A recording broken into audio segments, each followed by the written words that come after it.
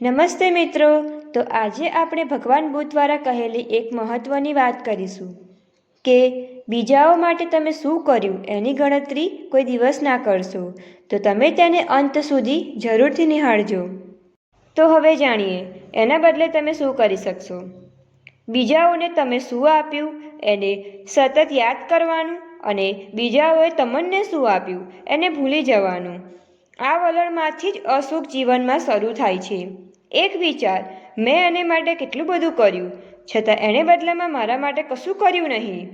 અસુખના બિંદુની શરૂઆત અહીંયાથી જ શરૂ થાય છે। મેં એને માટે કર્યું, આ વિચારમાં એક જાતની અપરિપક્વતા છે। એને માટેની સજગતા આવા લોકો માટેની જરૂરની છે।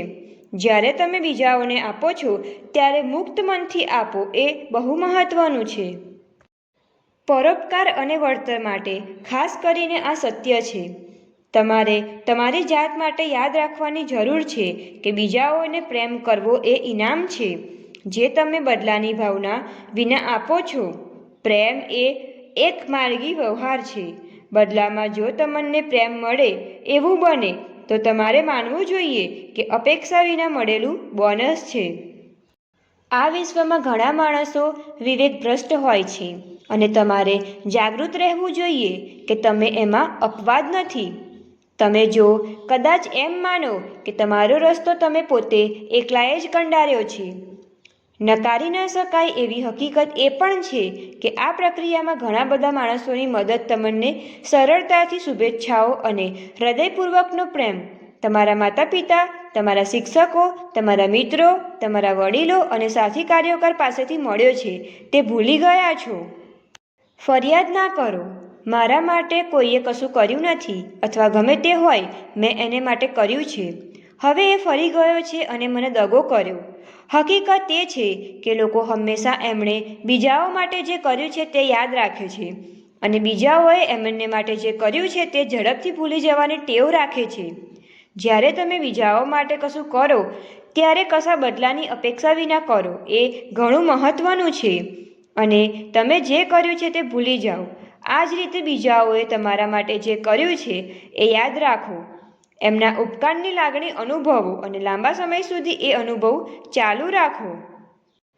જો કોઈ વ્યક્તિ આ જાતની વિચારસરણીને મૂળમાંથી સ્વીકારે તો પછી વિશ્વ એ ઉત્તમ સ્થળ બની જશે। આપો અને મેળવાના વિચારમાં પ્રશ્ન એ છે કે તે નમ્ર લાગણીઓના ધોધ વિનાનો છે। આ બતાવે છે કે તમારી સુખની લાગણી એટલી નાની છે કે બીજાઓના અભિપ્રાયોથી એમાં ખલેલ પહોંચે છે। બીજા શબ્દોમાં કહેવાય છે કે તમારી નાજુક લાગણીઓ અથવા સુખ એટલું મર્યાદિત છે કે જ્યાં સુધી બીજાઓ બદલામાં તમને શુભેચ્છા કે સુખ ના આપે ત્યાં સુધી તમને સંતોષ થતો નથી। છતાં તમારામાં નાજુક લાગણીઓ અને સુખનો ધોધ વહે તો તમામ નકારાત્મક લાગણીઓને ધોઈ નાખવા પર્યાપ્ત છે। આથી લાગણીઓ અને અમર્યાદ આનંદને વહેવા દો, ફુવારાની જેમ અંતર્હિત શક્તિઓને બહાર કાઢો। પ્રકૃતિના દર્શન કરો, પર્વતોમાંથી અસંખ્ય ઝરણાઓનું મબલખ પાણી વહે છે। આ બધા ઝરણાઓએ કોઈ દિવસ કશું માગ્યું છે? આકાશમાં રહેલા સૂર્ય વિશે શું છે? કોઈ દિવસ એણે માણસને કહ્યું છે કે મને વળતર આપો? વીજળી શક્તિની કંપનીઓ વીજળીના પૈસા લે છે પણ સૂર્ય તો આપણને ગરમી અને શક્તિ બંને વિનામૂલ્યે આપે છે। આ પૃથ્વી ઉપરના માનવી પાસેથી સૂર્યની જેમ અપેક્ષા રાખવી અશક્ય છે। બીજું કશું નહીં, પણ જો તમે ઓછામાં ઓછું જાગૃત કે સચેત હોય કે પ્રકૃતિ અઢળક આશીર્વાદ ઘણી રીતે આપે છે, આ આશીર્વાદોને ઈશ્વરની કરુણા રૂપે તમે જોઈ શકો।